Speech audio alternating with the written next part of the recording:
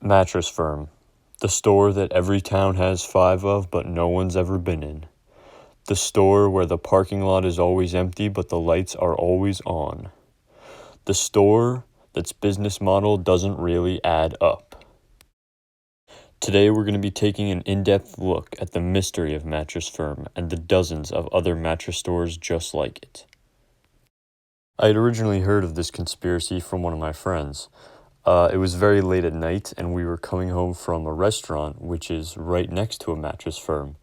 And he just started to say, "Dude, think about it.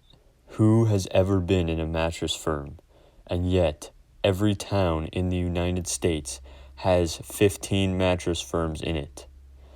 And so, we slowly started to put the pieces together.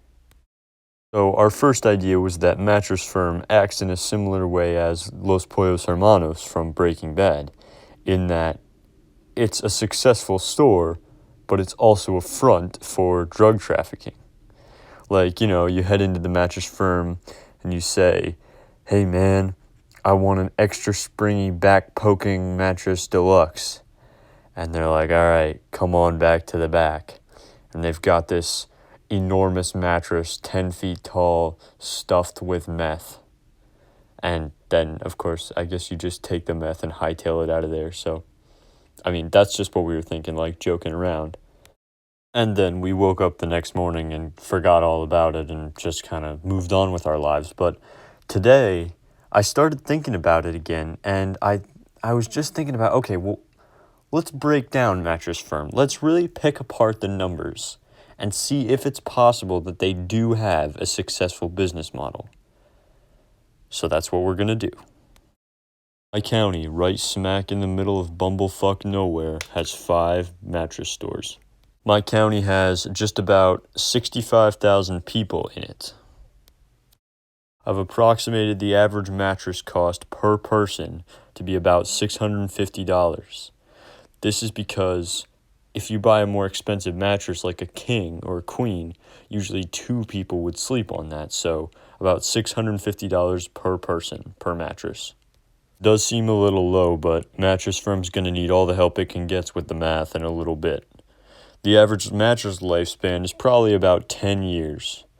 Some can last a lot longer than that, and some don't, but I'm going to go about 10 years. That just makes it easier. So because Mattress Firm is a retail store, they usually like to stick to about the 50% profit margin per mattress range. So only half of the money they take in from sales, they actually keep as profit. So with this in mind, you've got 65,000 people times $650 per mattress per person equals this ridiculously large number, 42,250,000. However, that number is about the size of Mattress Firm's bullshit, so it's going to come down pretty quickly. First, you got to divide it by 5, because there are 5 mattress stores in my county, don't forget. Once you divide that big number by 5, you end up with a number that's 1/5 of that big number we started with. However, that number still is pretty gigantic. It's like 8 million or something, I don't know. But they only make 50% profit margin, so you have to divide it by 2 again. Anyway, this number's shrinking faster than Mattress Firm's chances of being recognized as a successful business. You gotta keep dividing it. We're dividing it by 10 this time because the average lifespan of a mattress, I already decided, is 10 years. So this is money they make, or they take in per year. So you end up with this number that starts with 4, that's smaller, that's the total dollars per year per store. So now we gotta get into some expenses. Anyway, so Mattress Warehouse has to pay their employees. So I figured out that there's probably anywhere from 6 to 7 employees working at Mattress Firm at any given time. They trade out. It's not all the same ones. It's how shifts work. Anyway, after extensive research, I figured out that Mattress Warehouse pays their employees pretty decently. They pay them anywhere from $10 to $21 per hour. Anyway, I'm going to go ahead and average that out to $14 per hour because there's definitely way more people getting paid $10 an hour than there are $21 an hour.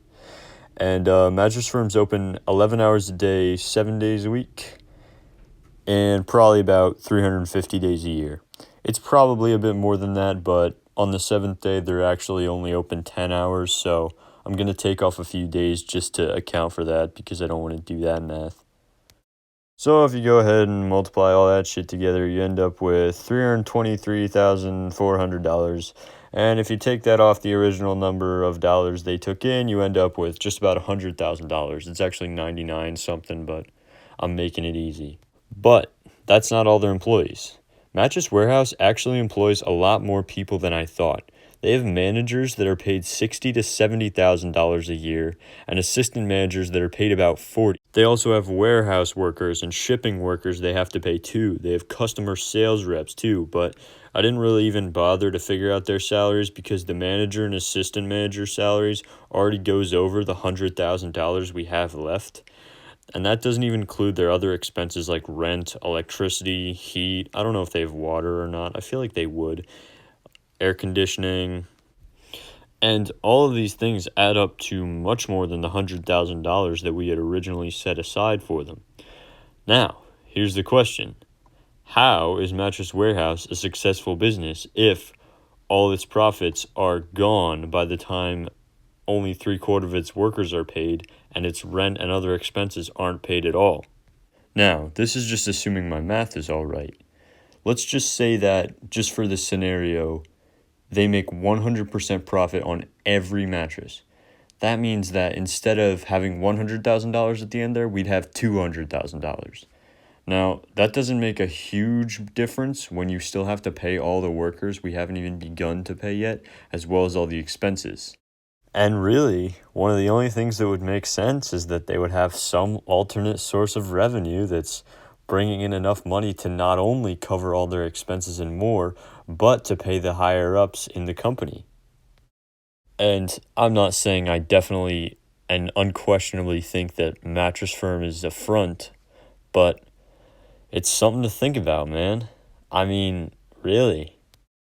And from the math I just did, which I'm not saying is flawless, says that Mattress Warehouse couldn't possibly survive as a business without some kind of extra revenue. Just something to think about. Anyway, that's it for this video. Make sure to subscribe or I'll turn you into Mattress Firm to use you as human trafficking. That's it.